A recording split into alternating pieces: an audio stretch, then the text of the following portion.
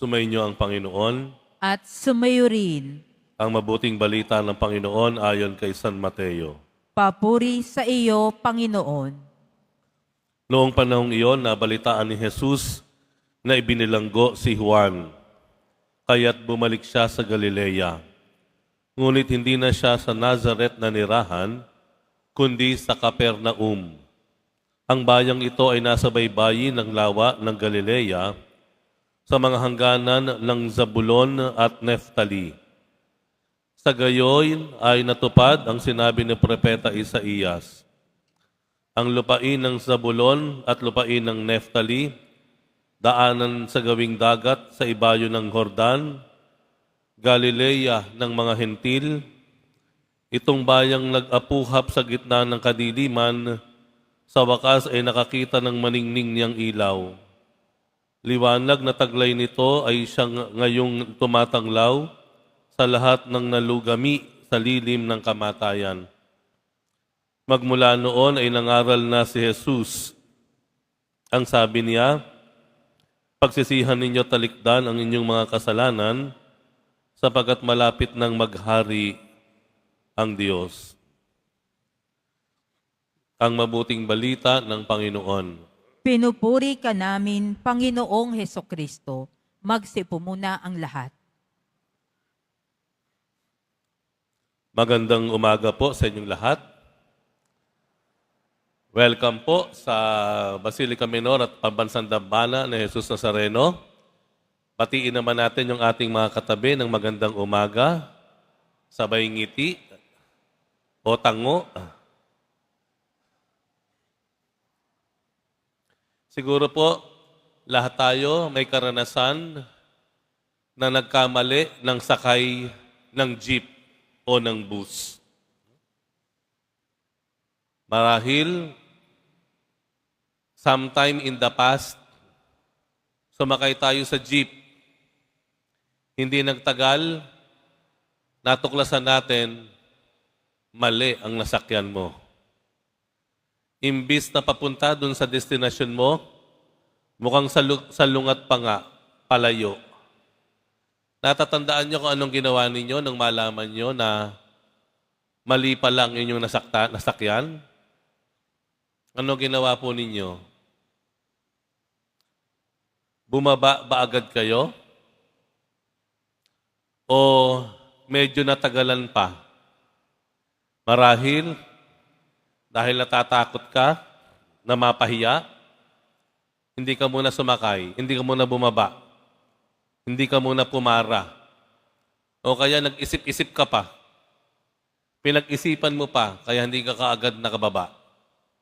O kaya sadyang nahihiya ka lang na malaman ng iba na mali ang iyong sinakyan. Bakit ko po nabanggit ito? Dahil minsan po, kaya tayo nagtatagal sa kasalanan, ay para tayong nandoon sa nagkamali na sakay ng jeep. Ang kasalanan ay parang pagsakay sa jeep, papalayo sa tamang destinasyon, hindi papunta o palapit sa tamang destinasyon. Na minsan, mas pipiliin pa nating tumagal sa pagkakaupo sa jeep sa maraming kadahilanan. Marahil, nagtatagal tayo sa bisyo natin dahil nahihiya tayo sa mga tropa natin. Nahihiya tayo na makita tayong kumakalas sa tropa. Minsan, kaya hindi nagtatagal tayo sa gawain nating hindi maganda, ay dahil natatakot tayo. Baka balikan tayo. Baka tayo ang siyang sisihin. Baka sa atin ibato ang sisi. No? Kung babalikan natin yung mga kasalanan nating matagal na nating ginagawa, ito ang ilang dahilan kung bakit kahit gusto na nating ayusin ang buhay natin, meron tayong isinasaalang-alang muna. Pagkahiya, pagkatakot, at minsan pa nga, nagugustuhan na kasi natin, nasasanay na ika nga, nagkakaroon na ng kalyo. Callous conscience ang tawag doon. Kinakalyo na. Hindi na natin nararamdaman ang sakit, hirap at lungkot na dinadanas ng mga naapektuhan natin dahil sa ating mga kasalanan. Sa Ebanghelyo, nakita po natin na si Jesus ay nagsimula ng kanyang public ministry. Nagsimula siyang mangaral, nagsimula siyang magpagaling. Saan? Sa Galilea. Sa Galilea na ang lugar ay nasa hangganan ng Zabulon at Neftali na tinatawag na Capernaum. Ito pong lugar na ito ay lugar ng kaguluhan noong panahon na iyon. Marami pong pagano doon. Maraming walang kinikilalang Diyos. At nandoon ang lokohan, nandoon ang gulo, nandoon ang away-away.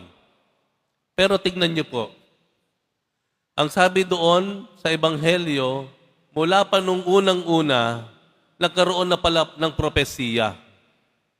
Ano sabi sa propesiya? Na sa lugar ding iyon, ng Zabulon at Neftali, sa lugar na puno ng gulo, away, panlalamang, sa lugar na maraming pagano, walang kinikilalang Diyos, ay magsisimula ang isang liwanag. Sa lugar na iyon, sisilay ang liwanag na tatanglaw. At yun nga po, nagkaroon ng katuparan ang propesiyang iyon nang si Jesus hindi na bumalik sa Nazaret na kanyang pinagmulan, kung hindi, doon na siya bumalik sa Capernaum. Doon na siya nanirahan. Natupad ang propesiya. Marahil ano ang hamon sa atin ngayon? Ang hamon po sa atin ngayon ay huwag tayong mawalan ng pag-asa na makabangon mula sa ating pagkakadapa. Huwag nawang maging hadlang ang mga kaisipan natin na isinilang na akong ganito, isinilang na akong gumagawa ng masama, manloloko, isinilang na akong mahirap, isinilang na akong naglalamang sa aking kapwa, isinilang na akong magnanakaw, mamamatay akong ganito rin. Hindi po ganun ang plano ng Diyos. Kagaya ng pinakita niya sa lugar ng Neftali, Zabulon at Capernaum. Dahil kung saan man tayo naroroon, kung anong dilimanta nasadlak ang ating buhay, nananatili ang pangako ng Panginoon na mula sa kailaliman ng kadiliman, magagawa niyang simulan ang liwanag na tatanglaw sa atin.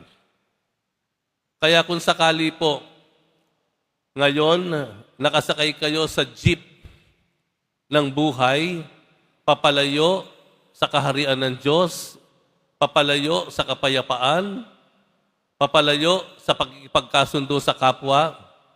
Huwag po tayong mahiya, huwag tayong matakot, huwag tayong mahirate. Tumayo po tayo, bumaba sa sasakyang iyon, at puntahan ang daan patungo sa tunay nating destinasyon sa kalooban ng Diyos. Ayaw ng Diyos na manatili tayo sa pagkakasadlak sa kadiliman ng kasalanan. Ang sabi ng Ebanghelyo, magsisi tayo sa ating mga kasalanan. Bumaba tayo sa maling gawain at ating tahakin ang landas tungo sa liwanag na tatanglaw sa ating buhay, tungo sa kaharian ng Diyos. Amen.